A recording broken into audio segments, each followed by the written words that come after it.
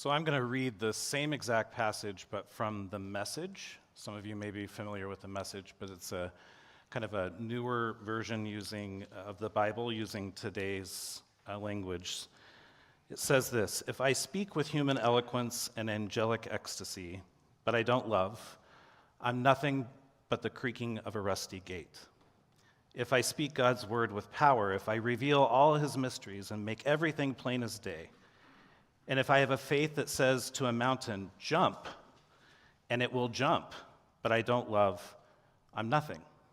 If I give everything I own to the poor and even go to the stake to be burned as a martyr, but I don't love, I've gotten nowhere. So no matter what I say, what I believe, what I do, I'm bankrupt without love.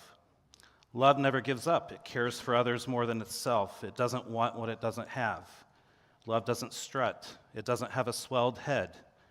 It doesn't force itself on others. It isn't always me first. It doesn't fly off the handle. It doesn't keep score of the wrongs of others. It doesn't revel when others grovel. It takes pleasure in the flowering of truth. Love trusts God always. It never looks back, and it keeps going to the end. Love never dies. Inspired speech will be over someday. Praying in tongues will end. Understanding will reach its limit. We now know only a portion of the truth, and what we say about God is always incomplete. But when the complete arrives, our incompleteness will be done.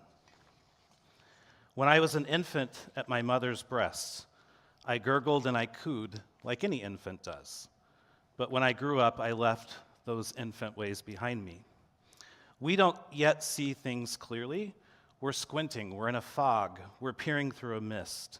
But it won't be long before the weather clears and the sun shines bright. We will all see then, see it as clearly as God sees us today, knowing him directly, just as he knows and loves us today. But for right now, until that completeness, we have three things to do to lead us toward that great day. The first is to trust steadily in God. The second is to hope unswervingly. And the third is to love extravagantly. And the best of these three is loving extravagantly. The background of this passage, the Apostle Paul is writing to the church at Corinth. And actually, the church at Corinth was having some problems. They were fighting. They were divided. They were really, really struggling.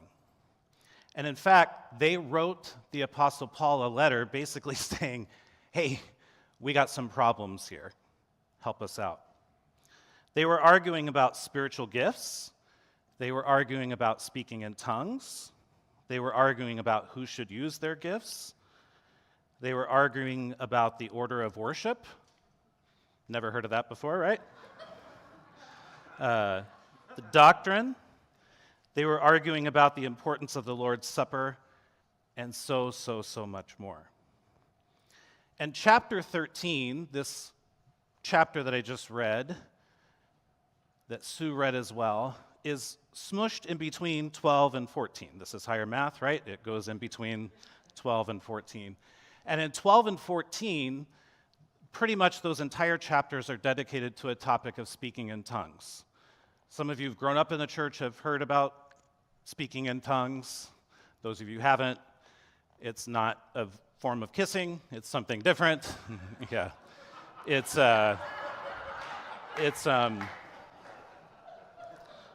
speaking in the tongues in the church had to do with the Spirit coming down on someone and feeling this ability to interpret something and speak in a different language. And it's been, honestly, I know in the church I grew up in, some of you may be in the church you grew up in, it's been a debate in the church for thousands of years. And there was this massive debate going on in the church at Corinth. Is it right? Who should be doing it? When someone does it, should we have an interpreter? So there's all this fighting, all this backbiting in the church. And in the middle of chapter 12 and 14 and 13, Paul, the Apostle Paul, takes a time out and he speaks about love. Which when you understand the 12 and 14 chapters, it gives great context. Because the church had been fighting about a bunch of other stuff. And in the middle of it, he's like, time out. let's talk about love. For Paul, love is not an adjective. See, we write love is patient. So patient is defining love. It's this kind of adjective form. But for Paul, love is a verb. For Paul, love waits patiently. Love shows kindness. It's this verb, it's an action. So now let's talk about extravagant love. Extravagant love.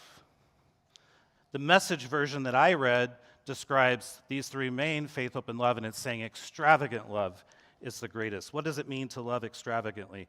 If you look in Webster, the word extravagant, it actually takes a slightly kind of negative tone in the definition, partly because it's often referring to money, being extravagant with your money. And it says that it's exceeding the limits of reason or necessity. This is what extravagant is.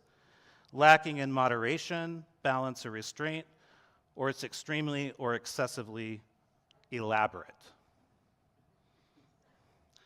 I think in a church made up of a bunch of people such as you and I think we get extravagant. I think we know it, right?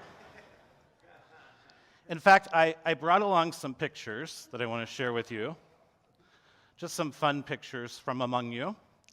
So this one, if you can see it, this is Dick and Stacy's garden. Dick and Stacy right here in the back.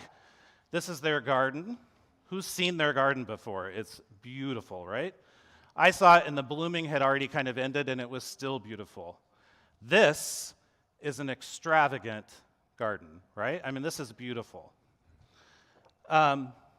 This is not what you think it is. Maybe hard to see. This is not the cardinal, the actual cardinal. This is Michael Moak, dressed as the cardinal at a Halloween party a couple years ago, where he won an award for this, right? And that was when I saw the costume. This is an extravagant costume. Bernie and Carol aren't with us today. They're at a funeral of a friend. But Bernie and Carol came dressed to that same Halloween party, and I believe they won an award here at the Douglas Halloween Parade. Maybe hard to see, but they came as trash, all right? Dressed up with egg cartons and all sorts of stuff. In my yard, when they came to the party, I knew where they had been because there was a path of trash that had fallen off them. Even in trash, we can be extravagant. This one may be my favorite. This is two gentlemen in our church. This is Dennis and Jim right here. Dressed a little different today, but this is at the Red Party, correct, in Palm Springs. And Jim Kern wanted me to let you all know his name when he's dressed like this is June East. And June East is the oldest daughter of Mae West. All right? So,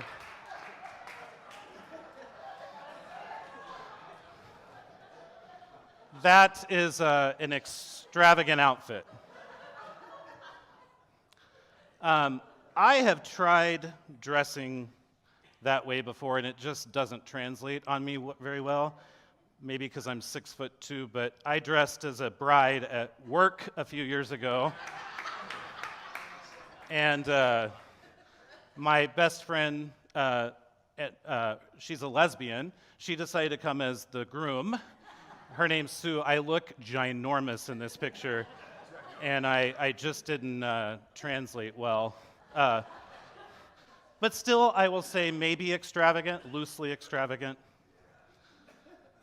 Some of you know a few years ago during the heart of COVID, when many of us were locked in our houses, couldn't travel, couldn't go out, were scared, fearful, some wonderful people in this church did some fun stuff just to cheer each other up. You may remember this. This is a unicorn. Different people in the church dressed up as the unicorn and would just surprise people at their house. This is Betsy and Demetria. This is extravagant love, right? Just showing up, giving people some happiness and cheer. Some of those same people decided, remember when you couldn't get toilet paper? In the early days of COVID, they bought toilet paper and then went and put it out in front of the post office here in Douglas, and it just said, if you need, take up to 2. Love the Easter Bunny, all right? Which was super cool. This is my last and final one, and potentially one of my favorites. That same unicorn, this is with David Geen. And the unicorn showed up at David's house here next door, and I think they had quite the moment together. It was special and extravagant. So what about this being extravagant in our love for others?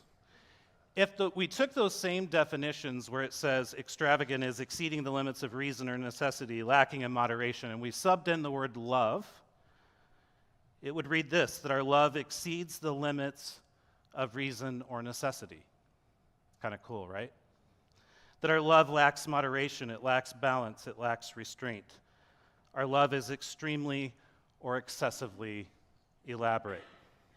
So for the next few minutes, I just want to share with you on extravagant love what I believe is the why, the what, and the who. Let's begin with the why. Why should we share and show extravagant love? Well, our world is hurting. People in this church today are hurting. We say every week during Joys and Concerns for all the unspoken, and I'm sure there's hundreds of unspoken things that you are facing, that you're dealing with. People in Douglas and Saugatuck and all the communities around here, they are hurting. Your neighbors, your friends, your relatives, we all experience hurt. I've said this before earlier this year when I shared a homily. It's always been fascinating to me to think about the idea that if we could take just several hours on a Sunday and one by one have every single person come up here and just share what you're hurting with, what's causing you pain right now, what you're going through, what you're facing, what you've overcome, what you've faced in the past and that you've gotten through, addictions that you've put behind you, bad behaviors that you've put behind you. I think we would be stunned. When I see people come forward for communion, I'll just sit there and cry because I think of all the stories that are represented in this church. Some of you know that I lost my son. His name is Luke. And at the age of 4, he was diagnosed with cancer. He fought it, and then it came back, and at the age of 8, he was almost 9, he passed away. The day he passed away, my whole family, his siblings, we were all together at the University of Chicago at the hospital, and we said goodbye to Luke. And we left. We left him there. And I went home to the suburbs of Chicago where I was living at the time. I was living in a condo. I parked in the basement of the condo. I went and waited for the elevator. And a young lady who lived in the building came up, and she was waiting for the elevator as well. And the elevator had been having problems all week. It wasn't working well, super slow. And as we're standing there waiting for the elevator, she's like, God damn it, this stupid elevator, F this, F that. Got in the elevator and rode it. She got off on the 2nd floor, I got off on the 4th floor. And it hit me like a ton of bricks. I'm not faulting her. I've been her. I've been that lady. Unknowing what the person we're in line with, our grocery clerk, whatever it may be, unknowing what they are facing that day, what they're facing in their life. She had no idea. She was just riding the elevator with a dad who 2 hours earlier said his last goodbyes to his son. I've been her. I don't want to be her. Our world is hurting. Any of you ever the last one chosen in PE? A few hands? Yes. And you stand there and you wait, and they're calling name after name after name, and you're not getting called. It's embarrassing. I was always one of the last ones, or if the last one. Jeremy told me he was one of the last ones too, my husband, because he was often braiding a dandelion flower, he said, and so he was distracted.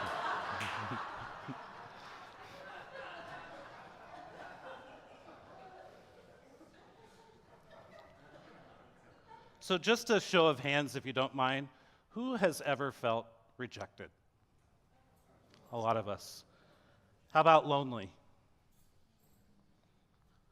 Scared or fearful? And last, who's ever gotten, or you yourself or a family member, gotten some terrible health news? You know, almost every hand went up on every single one of those things. And the people who are not in this church today, that your neighbors, your friends, your relatives, their hands would have gone up too. So the why. Why, what, and who? The why is because our world hurts. Our world hurts. Next Sunday, we have an awesome opportunity as a church just to show some extravagant love to people we don't even know, who are going to bring children who are screaming and laughing and having a good time.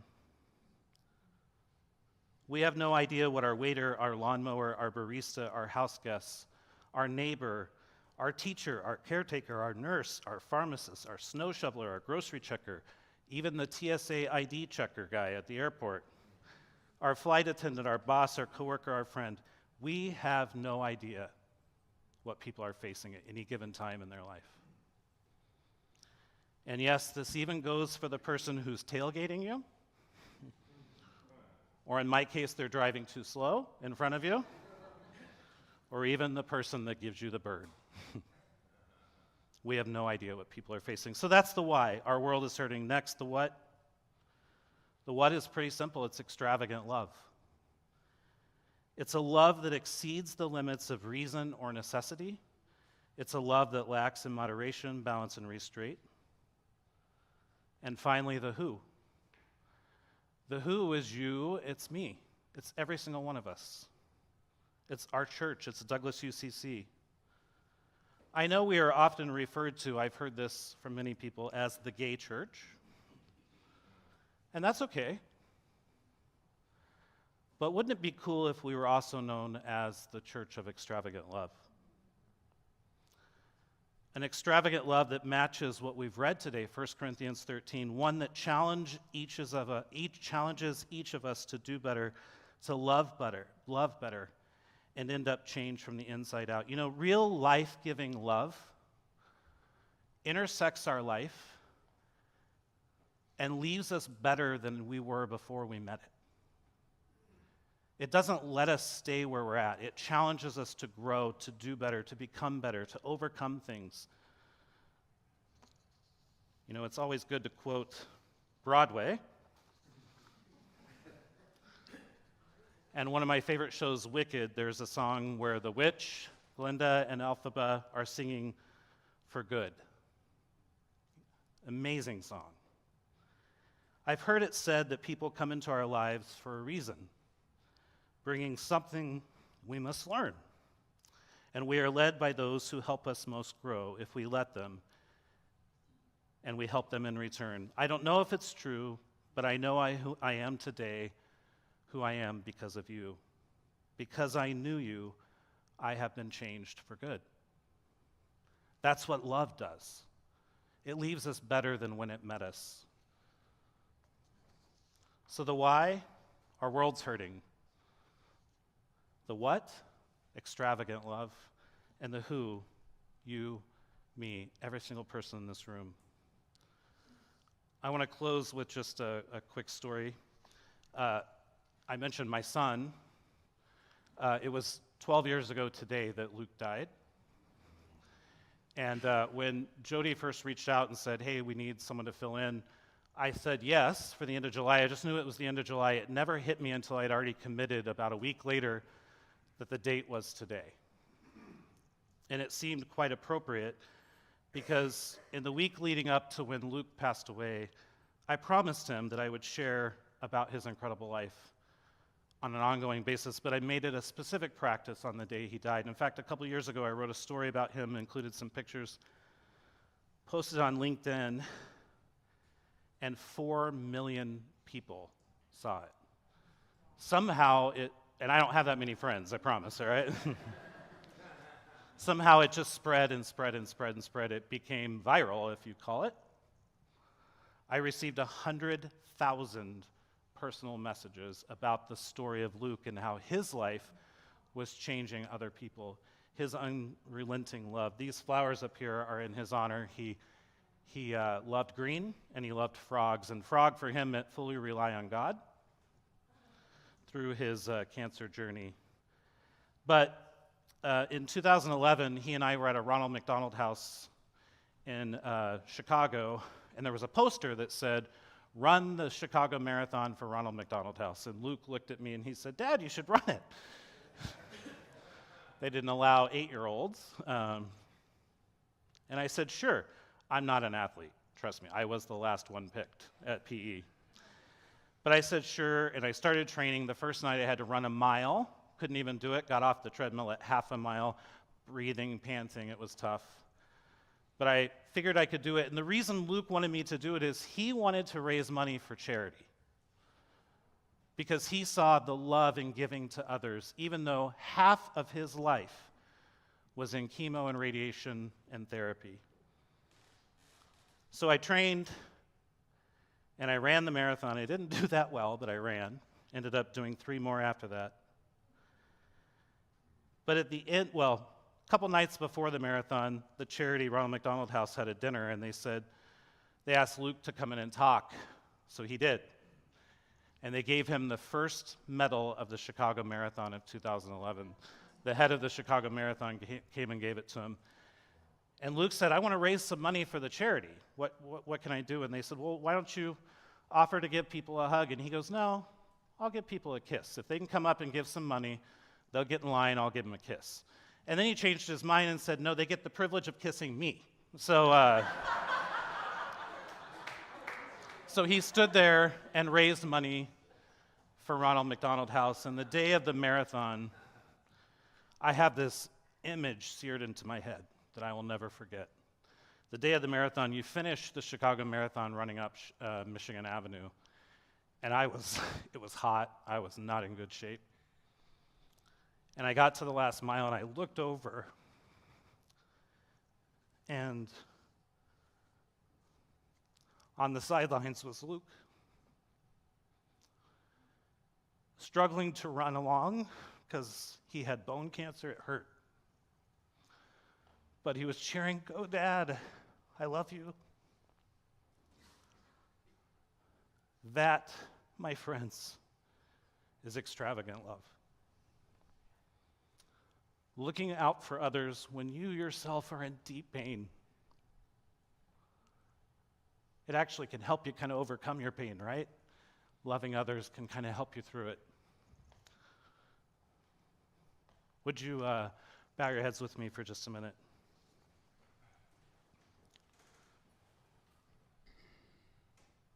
God, thank you for this day, for every person in this room, for every person not in this room. Would you remind all of us of the power of extravagant love?